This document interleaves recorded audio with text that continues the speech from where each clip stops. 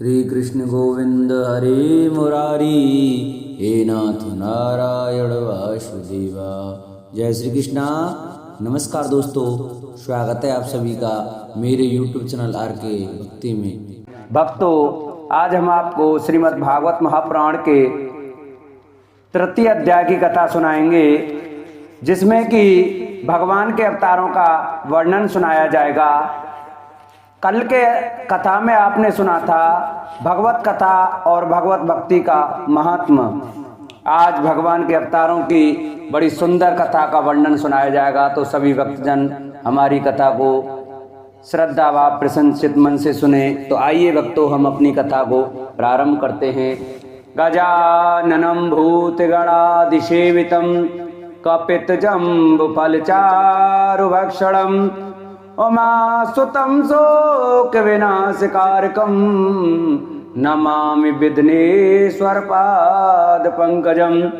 गुरुर्ब्रह्मा गुरुर्विष्णु गुरुर्देवो महेश्वराय, गुरुर्साक्षात् परब्रह्म तस्मै श्री गुरुवे नमः। नारायणं नमस्कृत्य नरं चैव नरोत्तमं देवीं सरस्वतीं व्यासं ततो जयमुदीरयेत्। अखण्डमण्डलाकारं व्याप्तं येन चराचरं तत्पदं दर्शितं येन तस्मै श्रीगुरुवे नमः। वसुदेवसुतं देवं कंसचारूढमर्दनं देवकी परमानन्दं कृष्णं वन्दे जगद्गुरु। सब द्वारन को छोड़ के मैं आयो तेरे द्वार, ओ नंद के लाडले तनिक मेरी ओर निहार। बोलो बांके बिहारी लाल की जय, बोलो भागवत भगवान की जय, बोलो व्यास भगवान की जय, बोलो परीक्षित महाराज की जय। जय जय श्री राधे। श्री सूत जी कहते हैं, सृष्टि के आदि में भगवान ने लोकों के निर्माण की इच्छा की। इच्छा होते ही उन्होंने महत्व तत्व आदि से निपन्न पुरुष रूप ग्रहण किया। उसमें 10 इंद्रियां, एक मन और 5 भूत, ये 16 कलाएं थीं। उन्होंने कारण जल में शयन करते हुए जब योग निद्रा का विस्तार किया, तब उनके नाभि सरोवर में से एक कमल प्रकट हुआ और उस कमल से प्रजापतियों के अधिपति ब्रह्मा जी उत्पन्न हुए।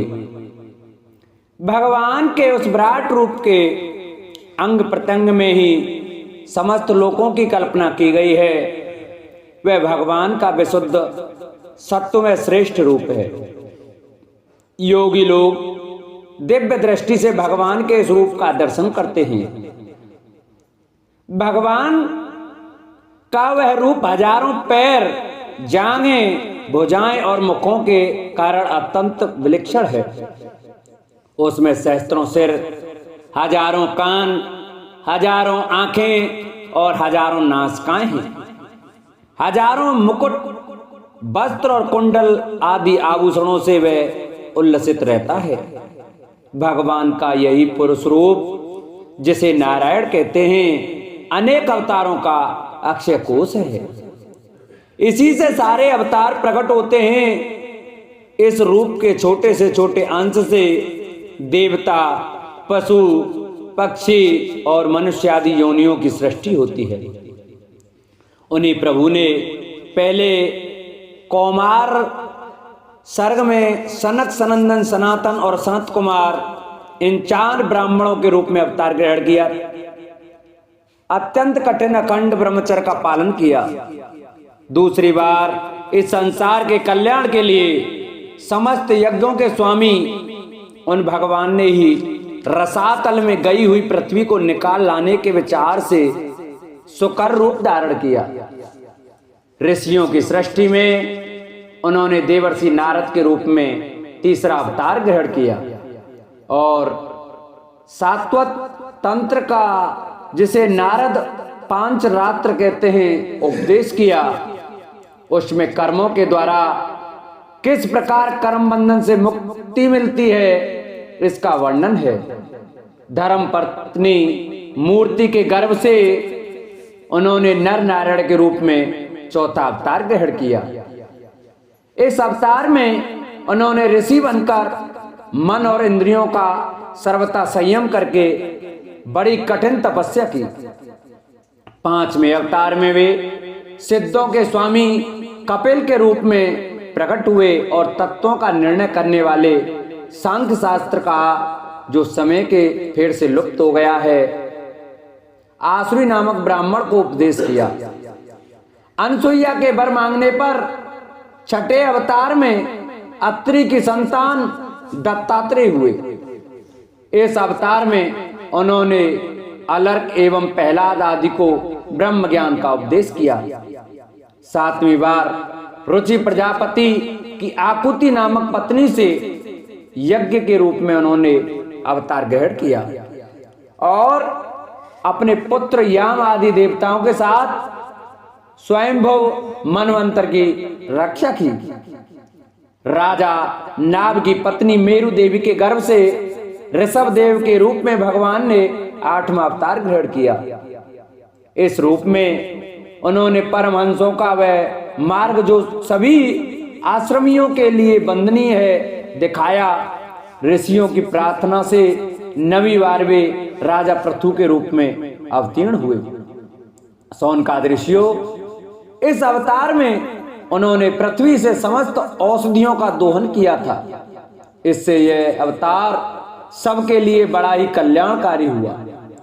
चाक्षुष मनवंतर के अंत में जब सारी त्रिलोकी समुद्र में डूब रही थी, तब उन्होंने मत्स्य के रूप में 10वां अवतार ग्रहण किया और पृथ्वी रूपी नौका पर बैठाकर अगले मनवंतर के अधिपति वैश्वत मनु की रक्षा की।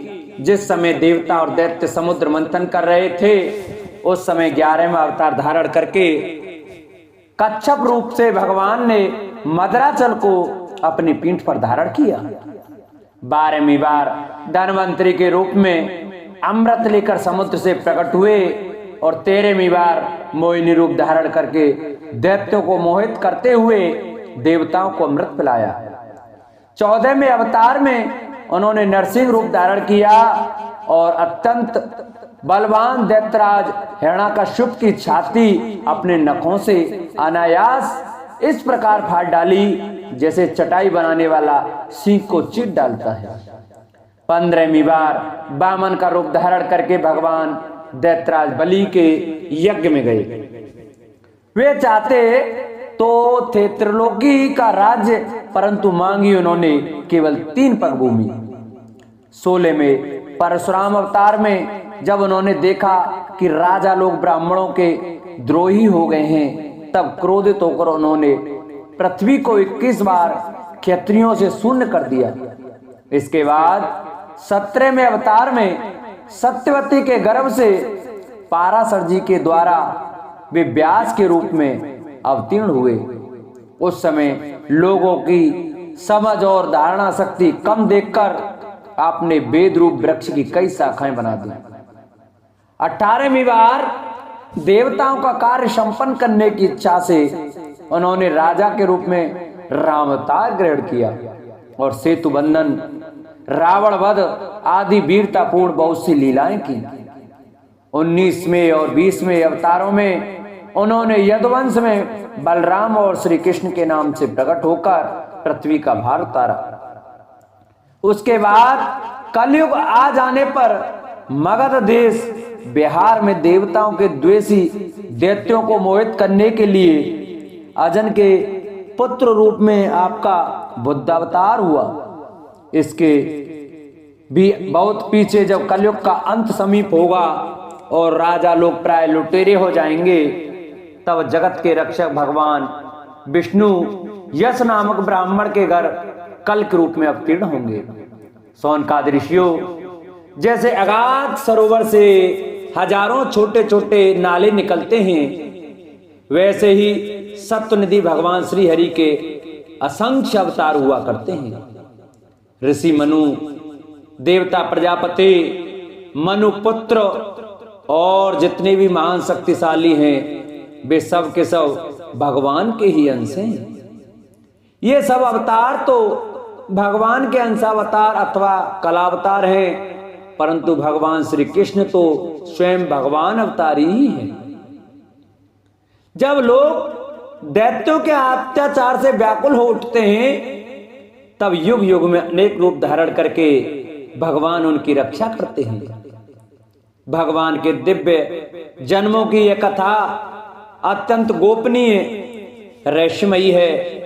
जो मनुष्य एकाग्रचित से नियम पूर्वक सायंकाल और प्रातःकाल प्रेम से इसका पाठ करता है वह सब दुखों से छूट जाता है। प्राकृतिक स्वरूप हित चिन्ह में भगवान का जो यह स्थूल जगदाकार रूप है ये उनकी माया के महत्वादि गुणों से भगवान में ही कल्पित है। जैसे बादल वायु का आश्रय लेते हैं और दूसर पना धूल में होता है, परंतु अल्प बुद्धि मनुष्य बादलों का आकाश में और दूसर पने का वायु में आरोप करते हैं। वैसे ही अविवेकी पुरुष सबके साक्षी आत्मा में स्थूल दृश्य रूप जगत का आरोप करते हैं। इस स्थूल रूप से परे भगवान का एक सूक्ष्म अव्यक्त रूप है जो ना तो स्थूल की तरह आकारादि गुणों वाला है और ना देखने सुनने में ही आ सकता है। वही सूक्ष्म शरीर है। आत्मा का आरोप या प्रवेश होने से यही जीव कहलाता है और इसी का बार बार जन्म होता है। अप्रयुक्त सूक्ष्म और स्थूल शरीर अविद्या से ही आत्मा में आरोपित है। जिस अवस्था में आत्म स्वरूप के ज्ञान से यह आरोप दूर हो जाता है उसी समय ब्रह्म का साक्षात्कार होता है। तत्वज्ञानी लोग जानते हैं कि जिस समय यह बुद्धि रूपा परमेश्वर की माया निवृत्त हो जाती है उस समय जीव परमानंद में हो जाता है और अपनी स्वरूप महिमा में प्रतिष्ठित होता है। वास्तव में जिनके जन्म नहीं है और कर्म भी नहीं है उन हृदयेश्वर भगवान के अप्राकृतिक जन्म और कर्मों का तत्वज्ञानी लोग इसी प्रकार वर्णन करते हैं, क्योंकि जन्म और कर्म वेदों के अत्यंत गोपनीय रहस्य हैं। भगवान की लीला अमोघ है। वे लीला से ही इस संसार का सृजन पालन और सहार करते हैं, किंतु इसमें आसक्त नहीं होते। प्राणियों के अंतःकरण में छिपे रहकर ज्ञानेंद्रिय और मन के नियंता के रूप में उनके विषयों को ग्रहण भी करते हैं, परंतु उनसे अलग रहते हैं। वे परम स्वतंत्र हैं। ये विषय कभी उन्हें लिप्त नहीं कर सकते। जैसे अनजान मनुष्य जादूगर अथवा नट के संकल्प और वचनों से की हुई करामात को नहीं समझ पाता, वैसे ही अपने संकल्प और वेदवाणी के द्वारा भगवान के प्रकट किए हुए इन नाना नाम और रूपों का तथा उनकी लीलाओं को कुबुद्धि जीव बहुत सी तर्क युक्तियों के द्वारा नहीं पहचान सकता।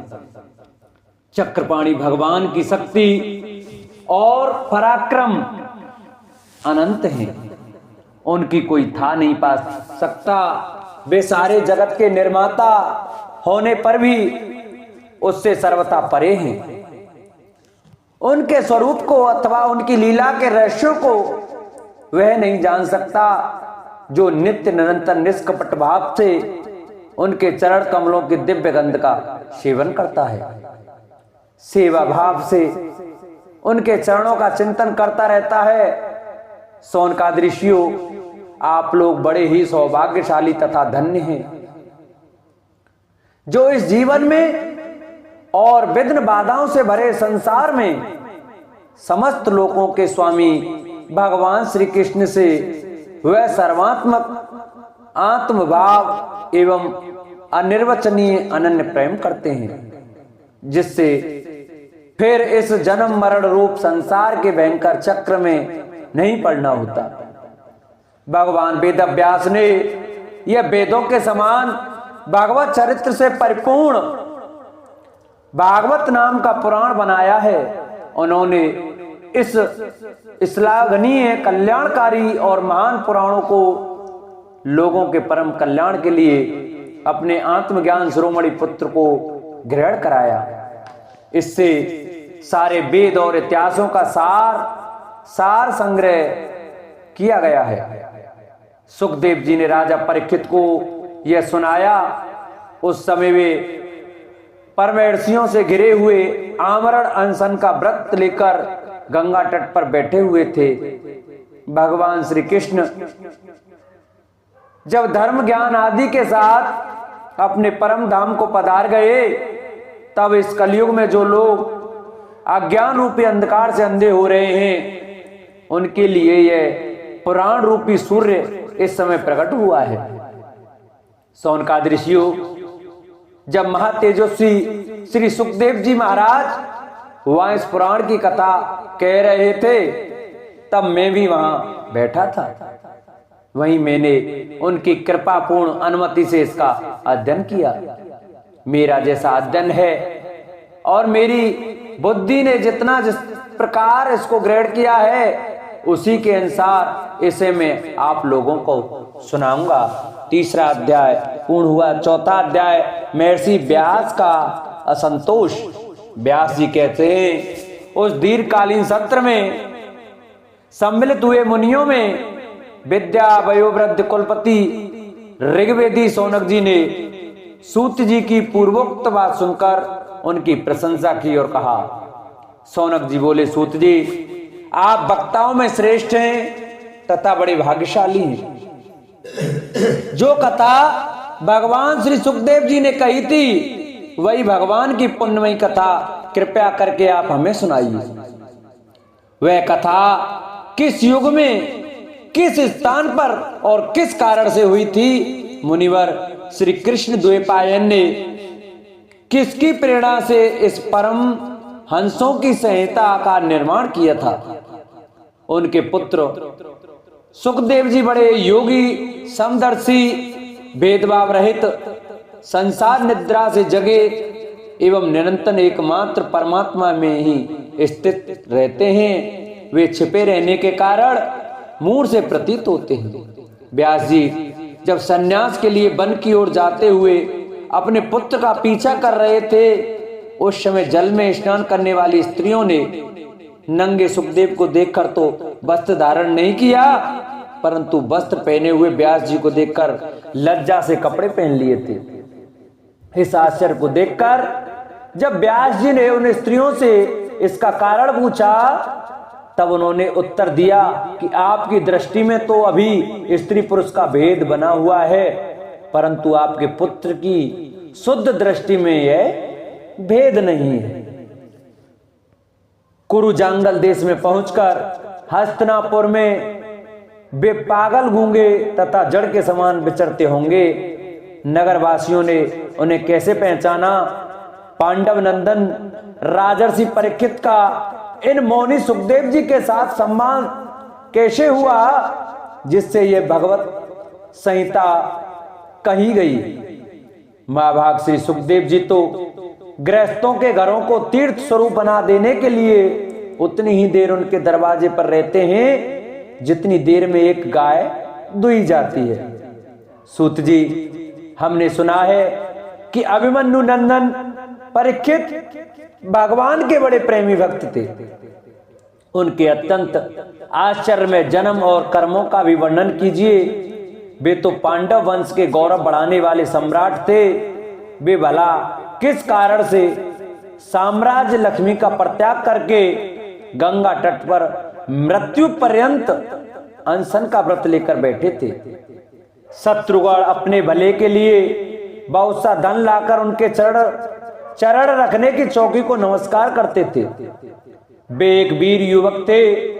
उन्होंने उस दुस्त्यज लक्ष्मी को अपने प्राणों के साथ भला क्यों त्याग देने की इच्छा की?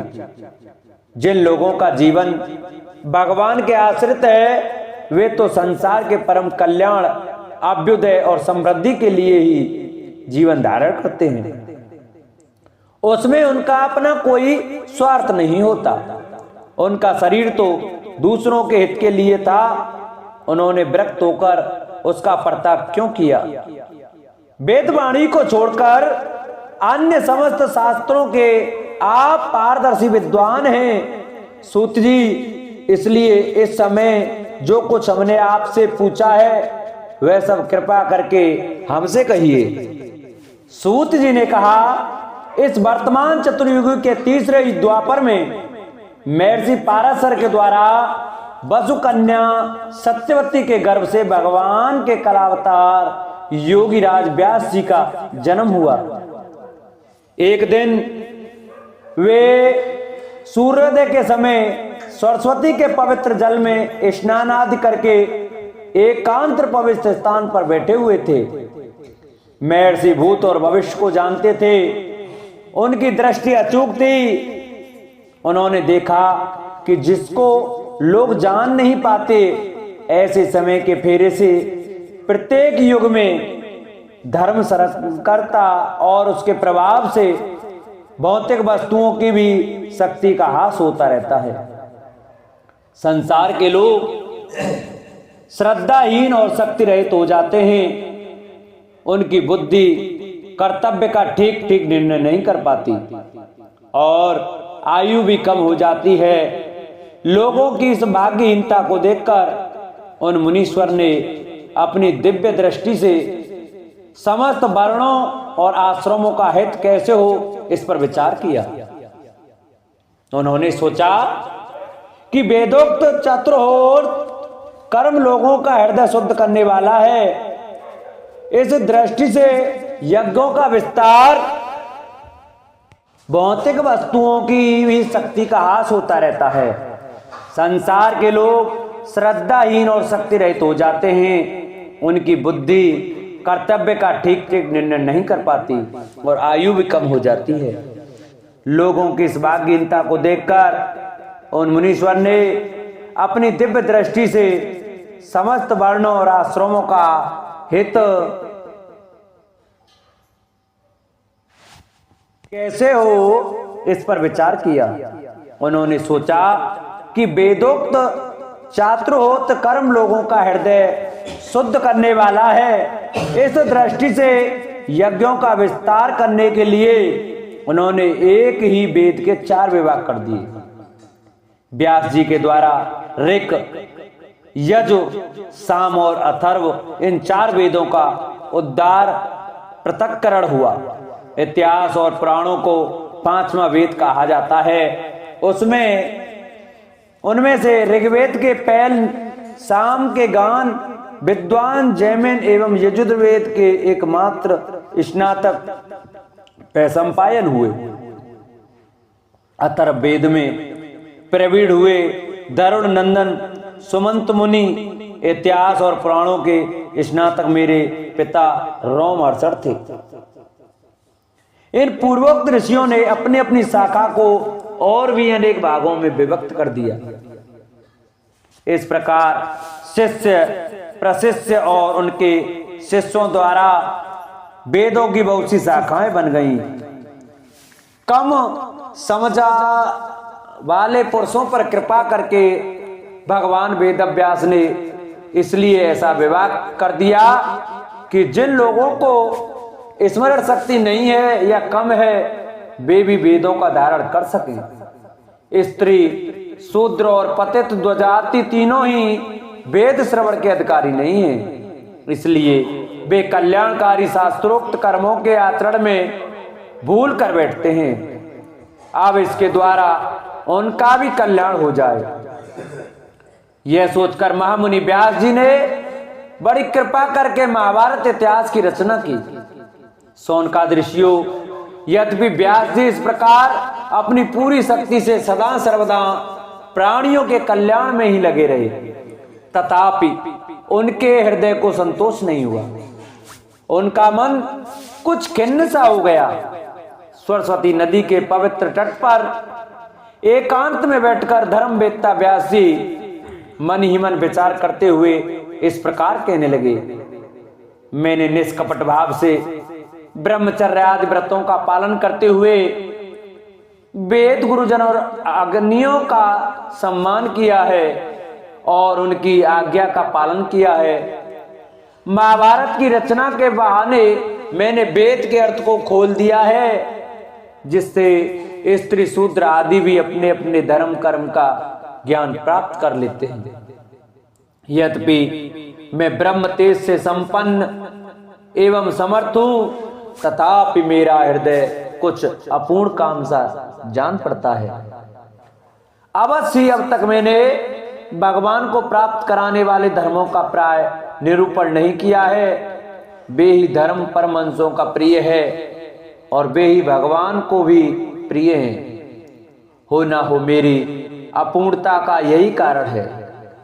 श्री कृष्ण द्वैपायन व्यास इस प्रकार अपने को अपूर्ण सा मानकर जब खिन्न हो रहे थे, उसी समय पूर्वोक्त आश्रम पर देवर्षि नारद जी आ पहुंचे। उन्हें आया देख व्यास जी ने तुरंत खड़े हो गए। उन्होंने देवताओं के द्वारा सम्मानित देवर्षि नारद की विधि पूर्वक पूजा की। इस प्रकार चौथा अध्याय पूर्ण हुआ। पांचवा अध्याय भगवान के यश कीर्तन की महिमा और देवर्षि नारद का पूर्व चरित्र। सूत जी कहते हैं, तदंतर सुखपूर्वक बैठे हुए वीणा पाणी परम यशस्वी देवर्षि नारद ने मुस्कुराकर अपने पास ही बैठे ब्रह्मर्षि व्यास जी से कहा। नारद जी ने प्रश्न कहा, महाभाग व्यास जी, आपके शरीर एवं मन दोनों ही अपने कर्म एवं चिंतन से संतुष्ट हैं ना? अवश्य ही आपकी जिज्ञासा तो भली भांति पूर्ण हो गई है, क्योंकि आपने जो ये महाभारत की रचना की है वह बड़ी ही अद्भुत है। वह धर्म आदि सभी पुरुषार्थों में परिपूर्ण है। सनातन ब्रह्म तत्व को भी आपने खूब विचारा है और जान भी लिया है। फिर भी प्रभु आप अकृतार्थ पुरुष के समान अपने विषय में शोक क्यों कर रहे हो? व्यास जी ने कहा, आपने मेरे विषय में जो कुछ कहा वह सब ठीक ही है। वैसा होने पर भी मेरा हृदय संतुष्ट नहीं है। पता नहीं इसका क्या कारण है। आपका ज्ञान अगाध है। आप साक्षात ब्रह्मा जी के मानस पुत्र हैं, इसलिए मैं आपसे ही इसका कारण पूछता हूं। नारद जी, आप समस्त गोपनीय रहस्यों को जानते हैं, क्योंकि आपने उन प्राण पुरुष की उपासना की है जो प्रकृति पुरुष दोनों के स्वामी हैं और असंग रहते हैं। असंग रहते हुए ही अपने संकल्प मात्र से गुणों के द्वारा संसार की सृष्टि, स्थिति और प्रलय करते रहते हैं। आप सूर्य की भांति तीनों लोकों में भ्रमण करते रहते हैं और योग बल से प्राण वायु के समान सबके भीतर रहकर अंतःकरणों के साक्षी भी हैं। योग अनुष्ठान और नियमों के द्वारा परम ब्रह्म और शब्द ब्रह्म दोनों की पूर्ण प्राप्ति कर लेने पर भी मुझ में जो बड़ी कमी है उसे आप कृपा करके बतलाइए। नारद जी ने कहा, व्यास जी, आपने भगवान के निर्मल यश का गान प्राय नहीं किया। मेरी ऐसी मान्यता है कि जिससे भगवान संतुष्ट नहीं होते वह शास्त्र या ज्ञान अधूरा है। आपने धर्म आदि पुरुषार्थों का जैसा निरूपण किया है, भगवान श्री कृष्ण की महिमा का वैसा निरूपण नहीं किया। जिस वाणी से चाहे वह रस भाव अलंकार आदि से युक्त ही क्यों ना हो, जगत को पवित्र करने वाले भगवान श्री कृष्ण के यश का कभी गान नहीं होता। वह तो कौओं के लिए उच्चिष्ट फेंकने के स्थान के समान अपवित्र मानी जाती है।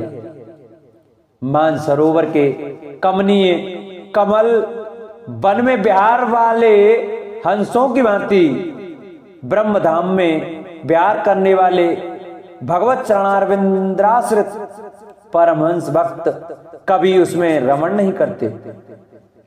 इसके विपरीत जिसमें सुंदर रचना भी नहीं है और जो दूषित शब्दों से भी युक्त भी है, परंतु जिसका प्रत्येक श्लोक भगवान के स्वयं सूचक नामों से युक्त है, वह वाणी लोगों के सारे पापों का नाश कर देती है। क्योंकि सत्पुरुष ऐसी वाणी का श्रवण, गान और कीर्तन किया करते हैं। वह निर्मल ज्ञान भी जो मोक्ष की प्राप्ति का साक्षात साधन है, यदि भगवान की भक्ति से रहित तो उसकी उतनी शोभा नहीं होती जितनी जो साधन और सिद्धि दोनों की दशाओं में सदा ही अमंगल रूप है। वह काम में कर्म और जो भगवान को अर्पण नहीं किया गया है, ऐसा अहेतुक निष्काम कर्म भी कैसे सुशोभित हो सकता है। महाभाग व्यास जी, आपकी दृष्टि अमोघ है, आपकी कीर्ति पवित्र है, आप सत्यपरायण एवं दृढ़व्रत हैं। इसलिए अब आप संपूर्ण जीवों को बंधन से मुक्त करने के लिए समाधि के द्वारा अचिंत्य शक्ति भगवान श्री कृष्ण की लीलाओं का स्मरण कीजिए। जो मनुष्य भगवान की लीला के अतिरिक्त और कुछ कहने की इच्छा करता है, वह उस इच्छा से ही निर्मित अनेक नाम और रूपों के चक्कर में पड़ जाता है। उसकी बुद्धि भेदभाव से भर जाती है। जैसे हवा के झकोरों से डगमगाती हुई डोंगी को कहीं भी ठहरने का ठौर नहीं मिलता, वैसे ही उसकी चंचल बुद्धि कहीं भी स्थिर नहीं हो पाती। संसारी लोग स्वभाव से ही विषयों में फंसे हुए हैं। धर्म के नाम पर आपने उन्हें निंदित पशु हिंसा युक्त सकाम कर्म करने की भी आज्ञा दे दी है। यह बहुत ही उल्टी बात हुई, क्योंकि मूर्ख लोग आपके वचनों से पूर्वोक्त निंदित कर्म को ही धर्म मानकर यही मुख्य धर्म है ऐसा निश्चय करके उसका निषेध करने वाले वचनों को ठीक मानते हैं। भगवान अनंत हैं। कोई विचारवान ज्ञानी पुरुष ही संसार की ओर से निवृत्त होकर उनके स्वरूपभूत परमानंद का अनुभव कर सकता है।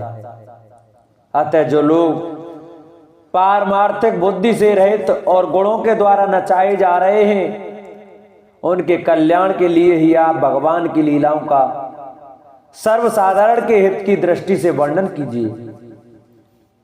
जो मनुष्य अपने धर्म का परित्याग करके भगवान के चरण कमलों का भजन सेवन करता है, भजन परिपक्व हो जाने पर तो बात ही क्या है।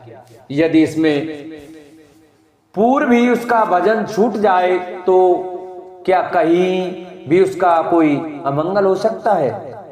परंतु जो भगवान का भजन नहीं करते और केवल स्वधर्म का पालन करते हैं, तो जो भगवान का भजन नहीं करते और केवल स्वधर्म का पालन करते हैं, उन्हें कौन सा लाभ मिलता है। बुद्धिमान मनुष्य को चाहिए कि वह उसी वस्तु की प्राप्ति के लिए प्रयत्न करे, कि वह उसी वस्तु की प्राप्ति के लिए प्रयत्न करे जो तिनके से लेकर ब्रह्म पर्यंत समस्त ऊंची नीची योनियों में कर्मों के फलस्वरूप आने जाने पर भी स्वयं प्राप्त नहीं होती।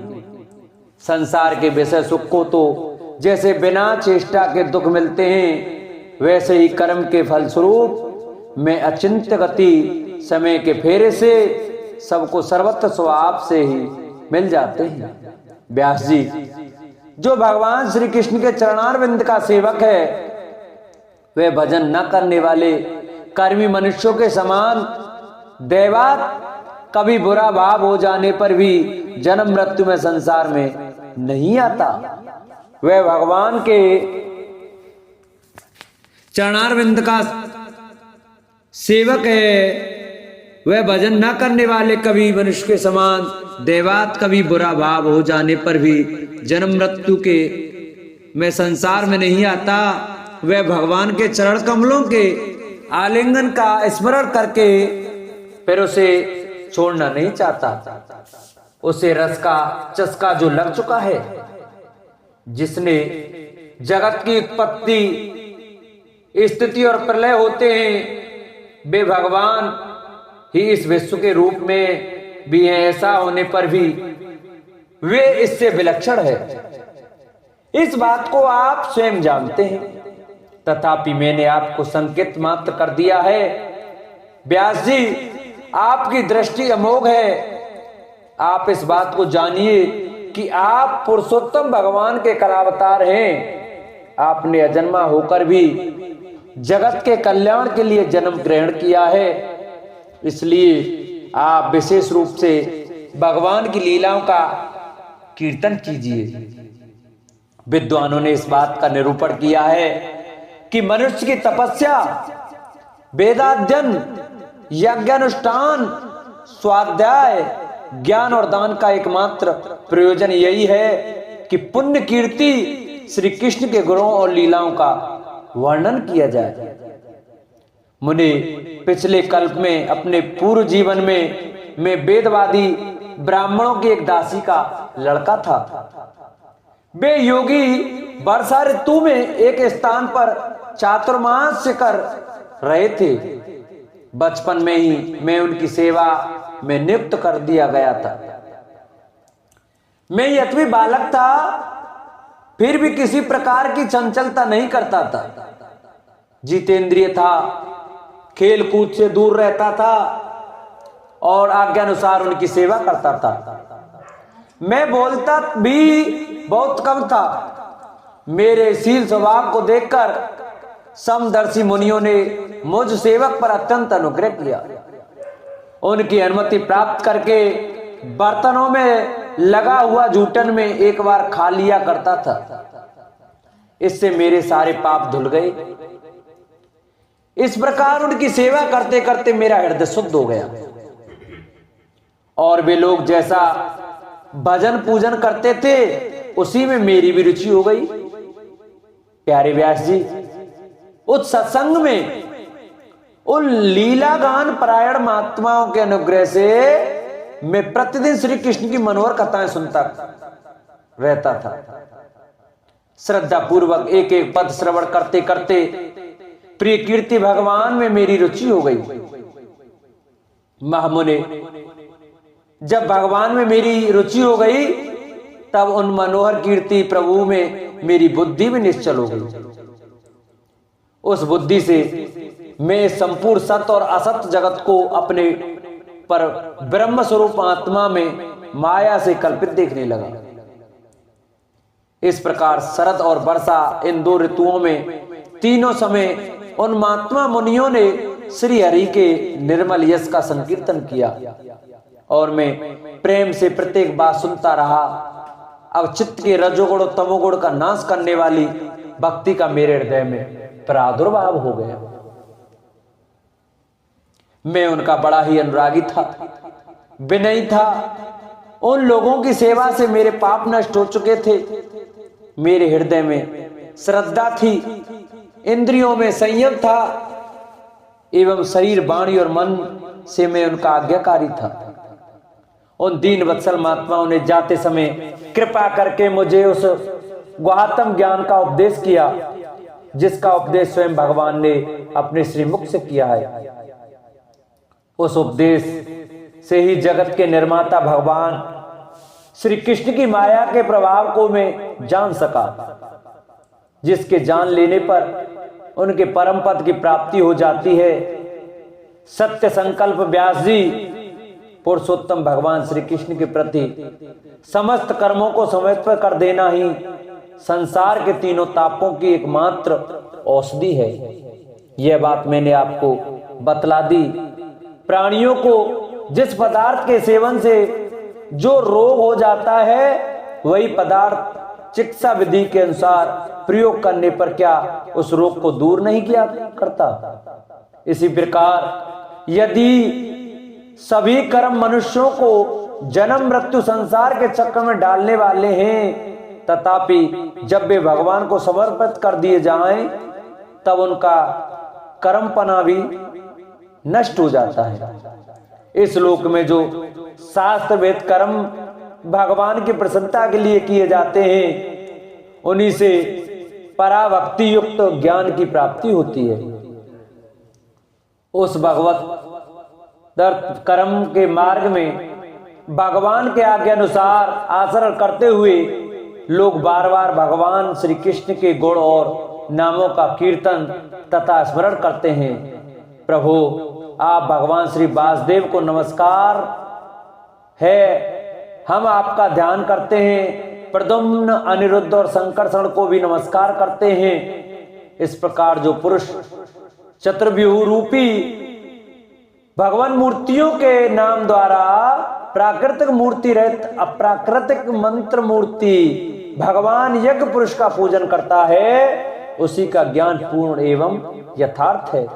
ब्राह्मण, जब मैंने भगवान की आज्ञा का इस प्रकार पालन किया, तब इस बात को जानकर भगवान श्री कृष्ण ने मुझे आत्मज्ञान, ऐश्वर्य और अपनी भाव रूपा प्रेम भक्ति का दान किया। व्यास जी, आपका ज्ञान पूर्ण है। आप भगवान की ही कीर्ति का, उनकी प्रेममय लीला का वर्णन कीजिए। उसी से बड़े बड़े ज्ञानियों की भी जिज्ञासा पूर्ण हो जाती है। जो लोग दुखों के द्वारा बार बार रोंदे जा रहे हैं, उनके दुख की शांति इसी से हो सकती है और कोई उपाय नहीं है। इस प्रकार हमारी कथा का 5वां अध्याय पूरा हुआ। कल हम आपको नारद जी के पूर्व चरित्रों का शेष भाग सुनाएंगे। आप उसको श्रद्धा भाव से सुने। जिन भक्तों को हमारी ये श्रीमद् भागवत कथा की वीडियो कथा अच्छी लगी हो, वो हमारे चैनल को सब्सक्राइब करें, वीडियो को ज़्यादा से ज़्यादा शेयर करें और वीडियो को लाइक करके कमेंट में ओम नमो भगवते वासुदेवाय जय श्री कृष्ण अवश्य लिखें। बोलो भागवत भगवान की जय।